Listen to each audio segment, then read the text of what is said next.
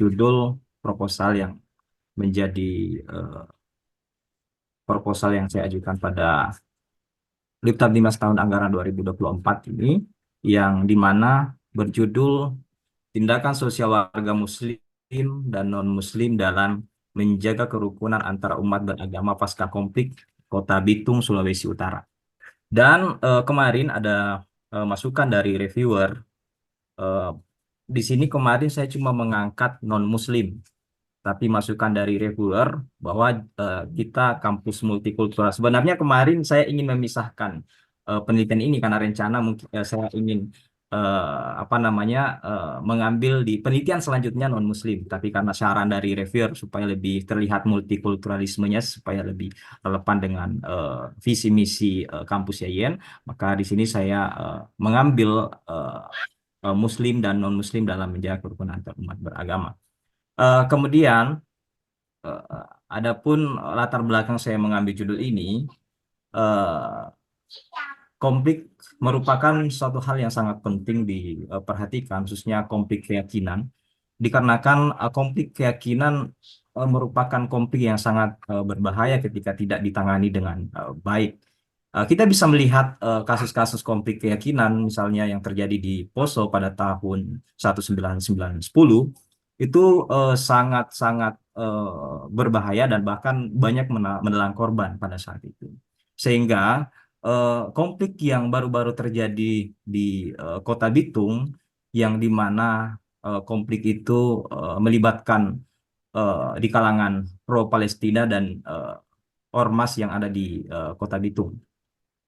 Konflik ini terjadi disebabkan karena adanya kesalahpahaman antara kedua belah pihak yang melaksanakan kegiatan yang bersamaan pada saat itu, sehingga kesalahpahaman ini menyebabkan konflik dan menelan satu korban di salah satu kelompok tersebut. Nah, pasca konflik merupakan hal yang sangat penting untuk diteliti. Kenapa saya katakan demikian? Karena ketika tidak diberikan solusi yang baik atau yang tepat dalam menangani, masih bisa memunculkan benih-benih konflik baru. Sehingga perlu pendekatan yang baik, kepemahaman yang baik untuk apa namanya eh, supaya tidak terjadi konflik-konflik baru seperti itu. Sehingga saya mencoba melihat pasca konflik ini karena pada tanggal 24 November konflik terjadi di Bitung. Setelah itu dilakukan eh, apa namanya perdamaian. Ya, jadi kedua belah pihak sepakat damai yang melibatkan TNI Polri, tokoh agama, tokoh masyarakat, dan kedua belah pihak yang bertikai. Pasca konflik ini memang sangat penting untuk diteliti, sehingga saya mencoba untuk meneliti pasca konflik dengan menggunakan analisis teori tindakan sosial Max Weber. Di mana Max Weber melihat orang bertindak itu dikarenakan ada 4 tipe tindakan. Misalnya dia mengambil jalan tengah atau perdamaian karena ada motif-motif tertentu sehingga dia melakukan tindakan itu. Maksudnya tindakan apa namanya? Tindakan damai misalnya.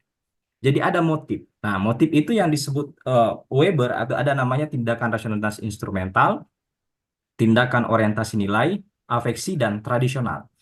Jadi bisa saja di kalangan yang bertikai itu motif mereka itu berbeda-beda.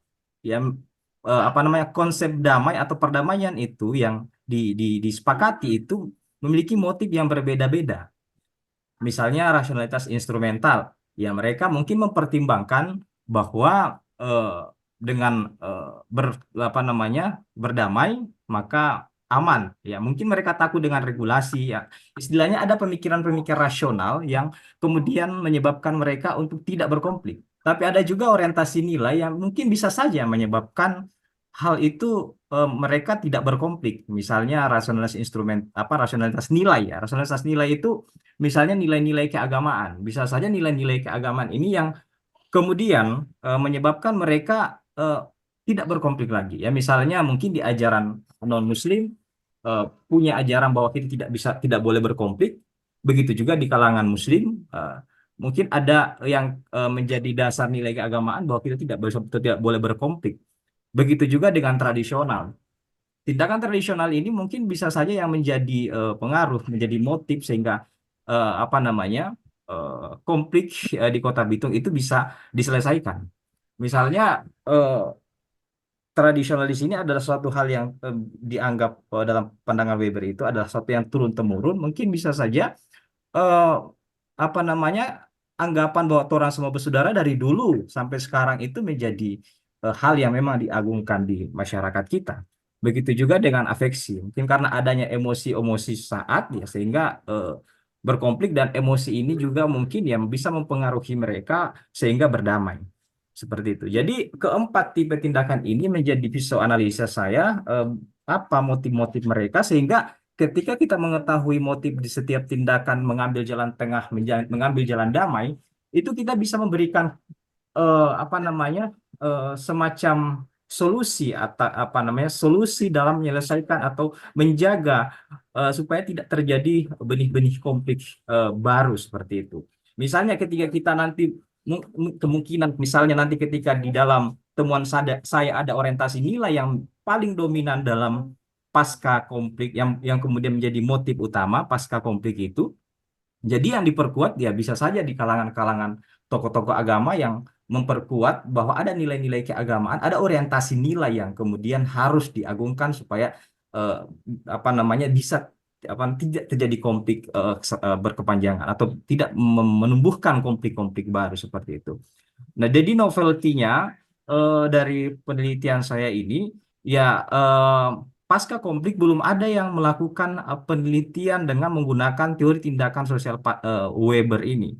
Ya, jadi saya share sudah banyak yang menggunakan teori tindakan sosial Weber menjadi visualanalisa dalam menganalisa fenomena sosial yang terjadi dalam masyarakat kita. Tapi pasca konflik di Kota Bitung belum ada yang mencoba menggunakan teori tindakan sosial Weber ini dalam menganalisa kenapa mereka berdamai, apa motif mereka berdamai. Apa bisa saja karena ada tekanan, bisa saja karena ada orientasi nilai, bisa saja karena adanya afeksi atau tindakan tradisional seperti itu.